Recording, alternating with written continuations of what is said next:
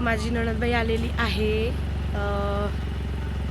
अमरावतीवरून. तर ती जास्त तिला जमत नाही यायला. एक मिनिट, तर जास्त यायला जमत नाही, तर तिला फिरवायला न्यायचं आहे.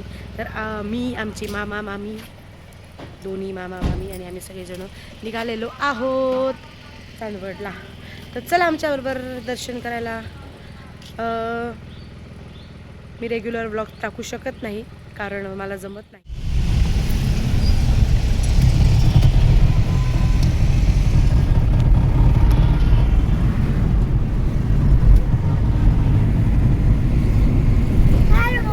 हाय बबी. बबी देतो.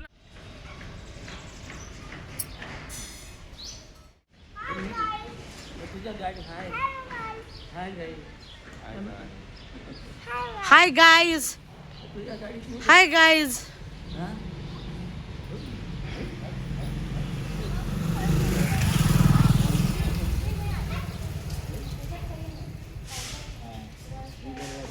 चला लवकर.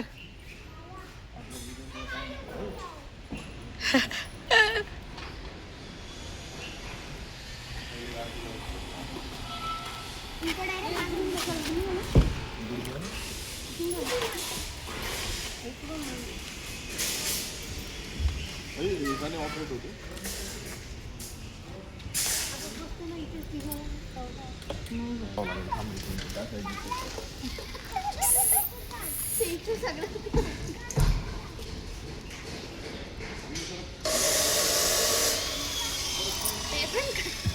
नाही ते नाही.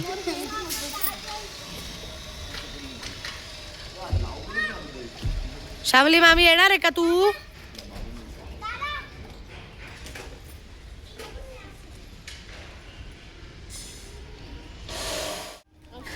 सर्वात पहिले आम्ही गेलो होतो चांदवडच्या इच्छापूर्ती गणपतीच्या दर्शनाला. तर हा आहे इच्छापूर्ती गणपती.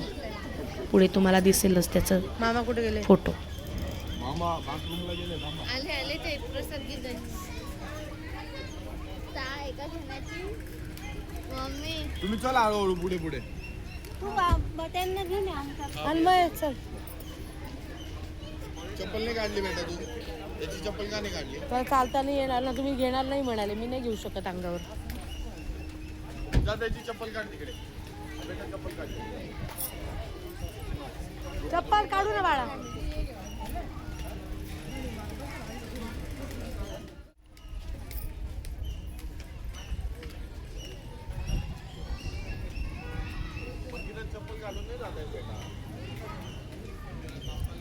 मेसेज आहे का तुझ्याकडे नीलज साठी? Miss you.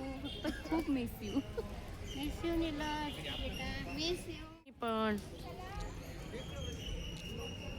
इच्छापूर्ती गणेश मंदिर हे आहे चांदवडचं गणेश मंदिर.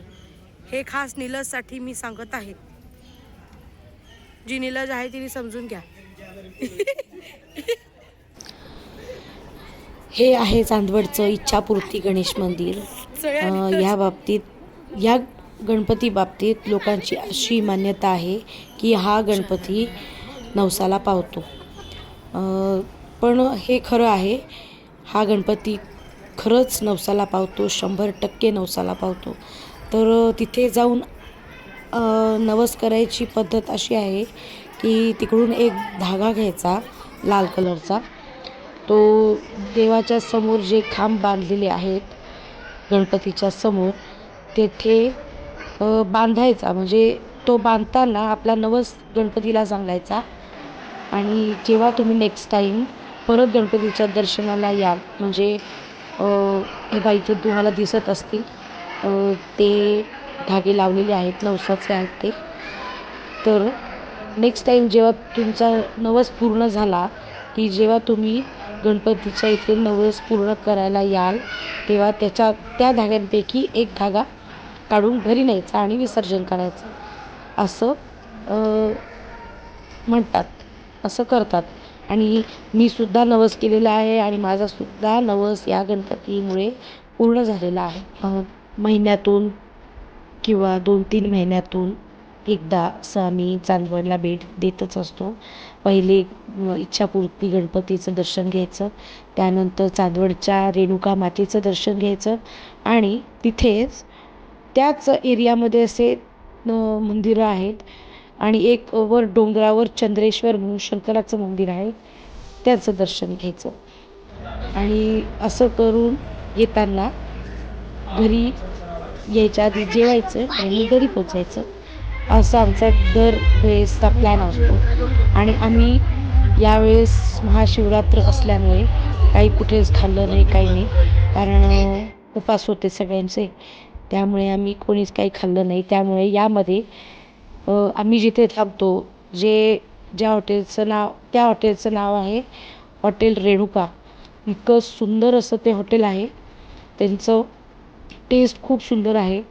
त्याच्यामध्ये त्यांचं पिठलं भाकरी, भज्याची आमटी आणि पाटवड्याची आमटी ही खूप सुंदर आणि टेस्टी लागते.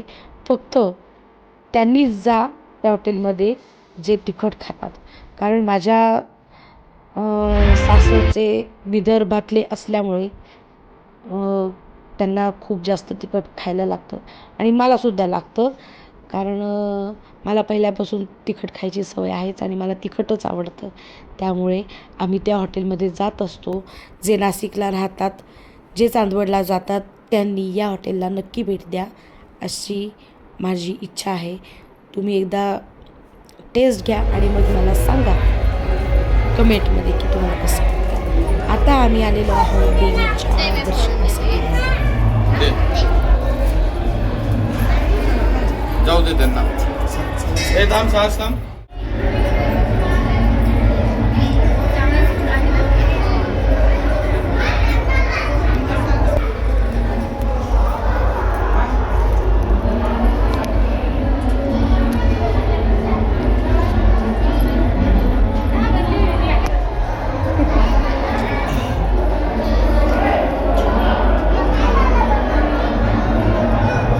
अन्वय काय पितो?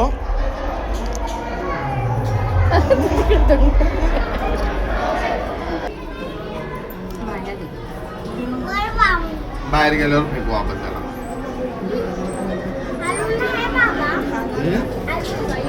नंतर घेऊ आपण.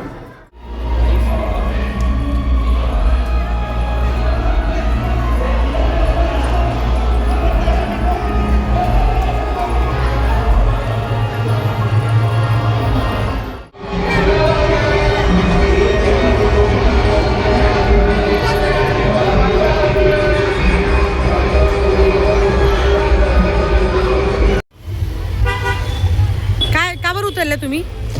आम्ही आता मस्त साबुदाणा वडा खाणार आहे. सायंताराचा. हो राहील. आता काय व्हिडिओ यूट्यूबवर. हाय, चला आमच्या बरोबर साबुदाणा वडा खायला. आज आहे महाशिवरात्र, आमच्या भोले बाबाचं लग्न आहे आज, तर आम्ही आता एन्जॉय करतोय भोले बाबांचं लग्न. आता आम्ही खाणार आहोत साबुदाणा वडा, सायंताराचा फेमस नाशिकचा, आणि मी कचोरी खाणार आहे कारण मला काही चावता येत नाही आहे, माझी दाढ काढली असल्यामुळे. सो चला आमच्याबरोबर एन्जॉय करा. याचा टाकला का तू कालचा? यूट्यूब. हो, कालचं टाकणार, परवाचं टाकणार. परवा तुम्ही नव्हते ना, परवा बघा, परवाचं पण टाकेल मी. टाकणार आहे, अजून नाही टाकलं.